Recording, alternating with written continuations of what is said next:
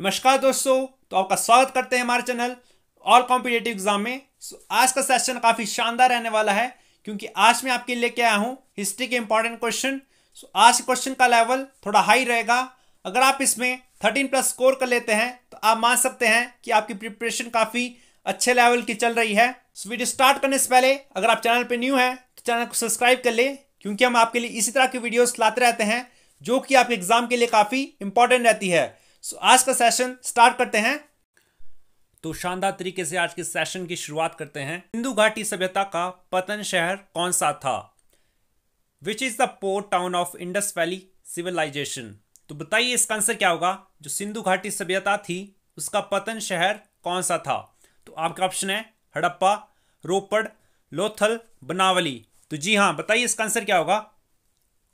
तो इसका right answer होगा ऑप्शन नंबर सी, लोथल। और ये लोथल कहां पर लोकेटेड है बताइए। तो ये है लोकेटेड आपका गुजरात स्टेट में। कहां पे है? गुजरात में। ठीक है। और आपको इससे और क्या याद रखना है? तो आपको लोथल से याद रखना है कि यहां पर सिंधु घाटी सभ्यता का महत्वपूर्ण बंदरगाह भी स्थित है। बंदरगाह यानी डॉकयार्ड। ठीक है। अच्छा, मुझे बताइए सिंधु घाटी सभ्यता की खोज कब हुई? तो इसकी खोज हुई थी 1921 में। कब? 1921 में। और किसने की थी? तो ये की थी दयाराम साहनी ने।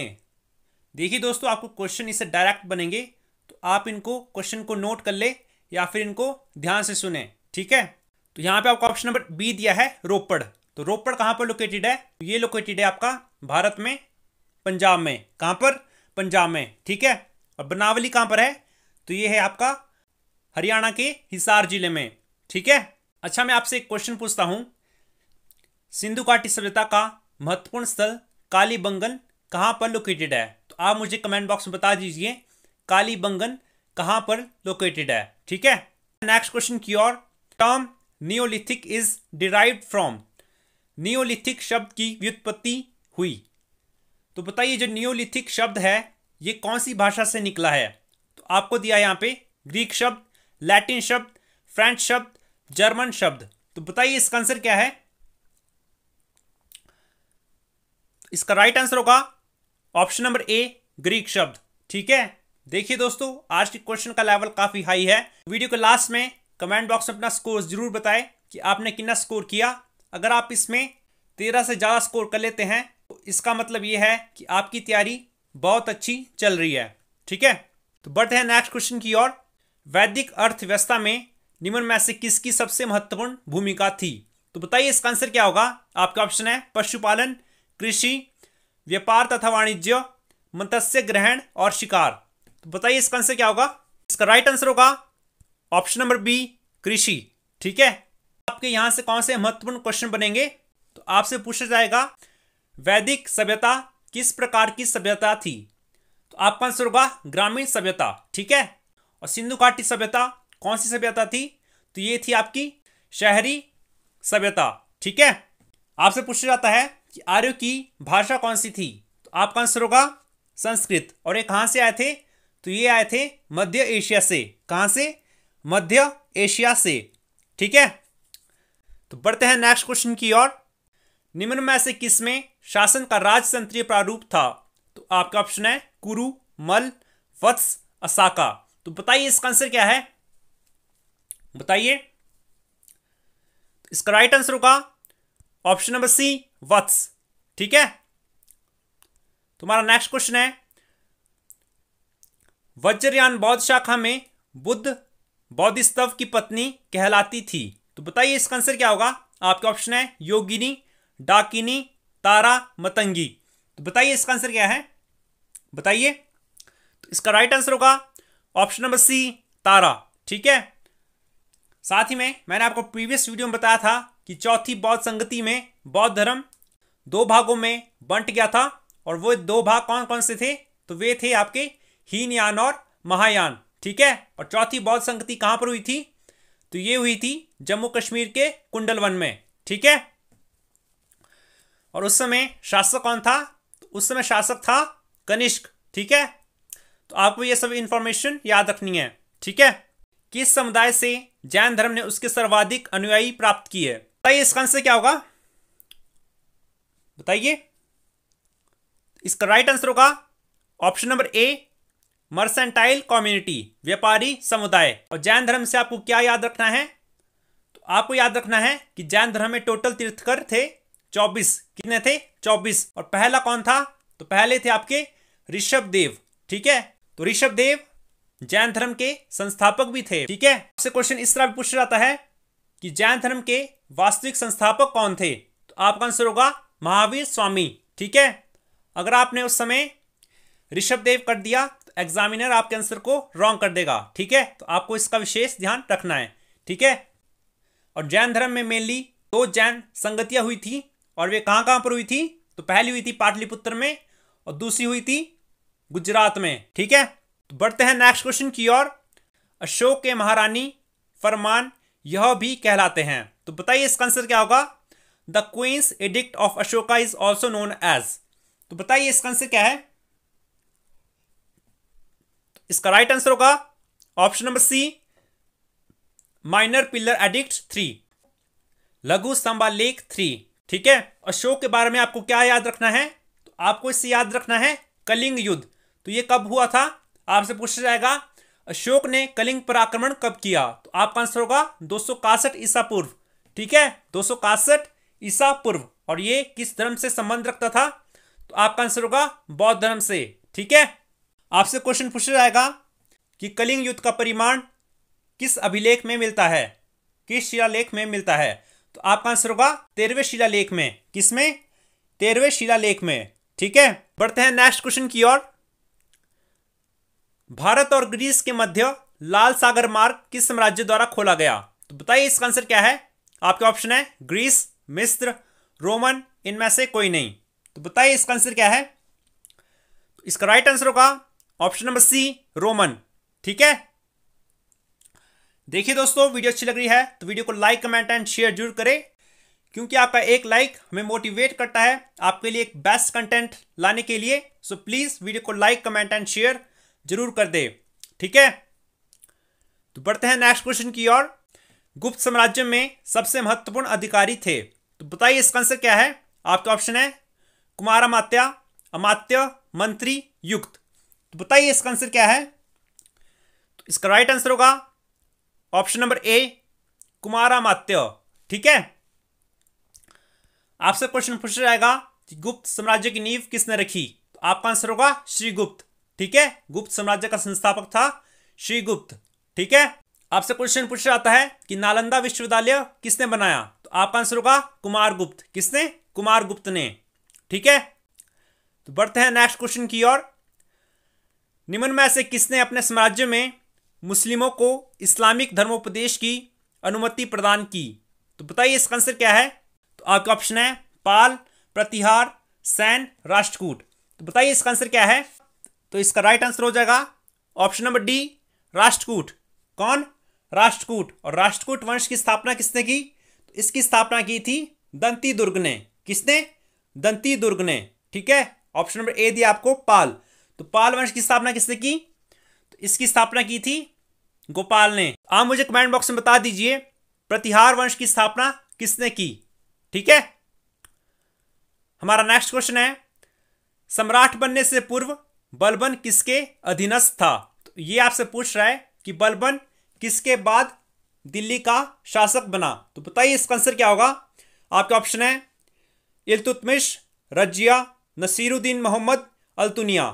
तो बताइए इसका आंसर क्या है? बताइए। इसका राइट आंसर होगा option number C, Nasiruddin Mahmud. ठीक है, साथ ही में आपको बलबन से याद रखना है कि इसने लौह और रक्त नीति इंट्रोड्यूस की थी। कौन सी? लौह और रक्त नीति। ठीक है, ऑप्शन नंबर ए दिया आपको इल्तुतमिश। तो इसे दिल्ली सल्तनत का वास्तविक संस्थापक भी कहा जाता है। ठीक है, दिल्ली सल्तनत का संस्थापक कौन था? तो वह था Qutubuddin Aibak. Option number B दिया आपको रजिया। रजिया कौन थी? तो ये प्रथम मुस्लिम महिला शासिका थी। ठीक है, हमारा नेक्स्ट क्वेश्चन है किसने दिल्ली में शासकों के विरुद्ध लड़ाई के लिए मराठाओं को प्रेरित किया? तो बताइए इसका आंसर क्या है? आपके ऑप्शन है धर्म, सैन्य शक्ति, राष्ट्रीयता, देशभक्ति। तो जी हाँ, बताइए इसका आंसर क्या है? तो इसका राइट आंसर होगा ऑप्शन नंबर सी, राष्ट्रीयता। ठीक है, तो बढ़ते हैं नेक्स्ट क्वेश्चन की ओर। चित्रकला की नई तकनीक जो शाही कलम के नाम से जानी जाती थी, किसके शासनकाल के दौरान प्रचलित हुई? तो बताइए इसका आंसर क्या है। आपके ऑप्शन है औरंगजेब, शाहजहां, अकबर, जहांगीर। तो बताइए इसका आंसर क्या है, बताइए। तो इसका राइट आंसर होगा ऑप्शन नंबर बी, शाहजहां। और शाहजहां को निर्माताओं का राजकुमार भी कहा जाता है, क्योंकि इसने बहुत से हिस्टोरिकल बिल्डिंग भी बनाई हैं, तो इसलिए इसे निर्माताओं का राजकुमार भी कहा जाता है। ठीक है, और अकबर से आपको क्या याद रखना है? तो आपको याद रखना है कि अकबर ने सती प्रथा पर रोक लगाई थी। ठीक है, तुम्हारा नेक्स्ट क्वेश्चन है, भारत में महमूद गजनी ने कितने आक्रमण किए? तो बताइए इसका आंसर क्या है। आपका ऑप्शन है 15, 16, 17, 25। तो ये क्वेश्चन तो आप सभी को आता होगा। तो सबसे पहले तो आप मुझे ये बताइए, महमूद गजनी कहां का शासक था? बताइए। तो आपका आंसर होगा महमूद गजनी गजनी साम्राज्य का शासक था। ठीक है, और इसके पिता का नाम क्या था? तो इसका पिता था सुबुक्तगीन। कौन? सुबुक्तगीन। तो आपसे पूछा जाएगा कि महमूद गजनवी ने भारत पर पहला आक्रमण कब किया? तो आपका आंसर होगा 1000 में। कब? 1000 में। ठीक है, और इसका महत्वपूर्ण आक्रमण कौन सा है? तो आपको इसके दो महत्वपूर्ण आक्रमण याद रखने हैं। पहला है आपका नगरकोट आक्रमण। तो ये इसने कब किया था? तो ये किया था इसने 1008 ईस्वी में। ठीक है, और नगरकोट कहां पर लोकेटेड है? तो यह है आपका हिमाचल प्रदेश के कांगड़ा डिस्ट्रिक्ट में। ठीक है, और 1025 का इसका महत्वपूर्ण आक्रमण कहा जाता है, क्योंकि उस समय इसने बहुत सा सोना और चांदी भारत से लूट लिया था। तो ये कहां पर किया था? तो ये किया था इसने सोमनाथ टेम्पल पर। और ये कहां लोकेटेड है? तो ये लोकेटेड आपका गुजरात में। ठीक है, तो आपसे पूछा जाएगा कि महमूद गजनी ने अपना अंतिम आक्रमण किसके विरुद्ध लड़ा? तो आपका आंसर होगा जाटों के विरुद्ध। और कब लड़ा?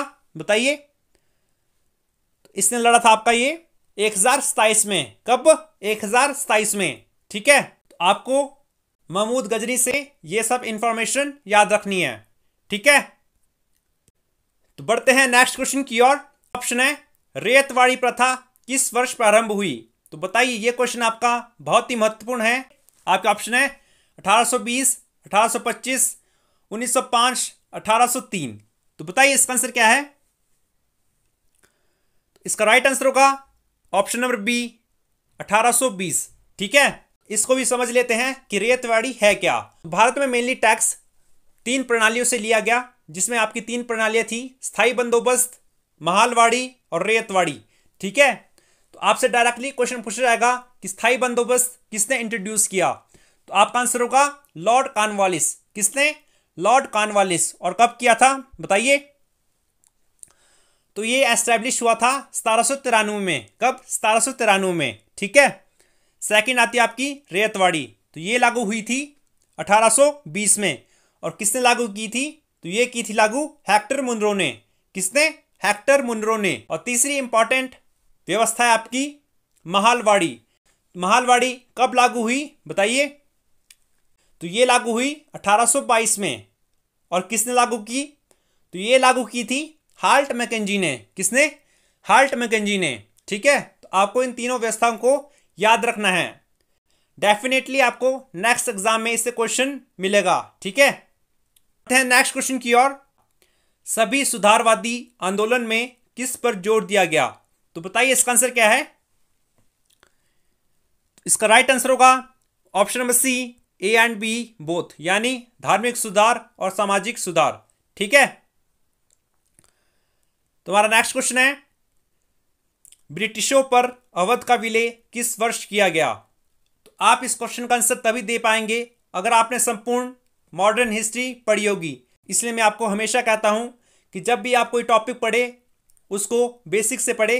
तो बताइए इसका आंसर क्या है। तो इसका राइट आंसर होगा ऑप्शन नंबर डी, 1856 ईस्वी में।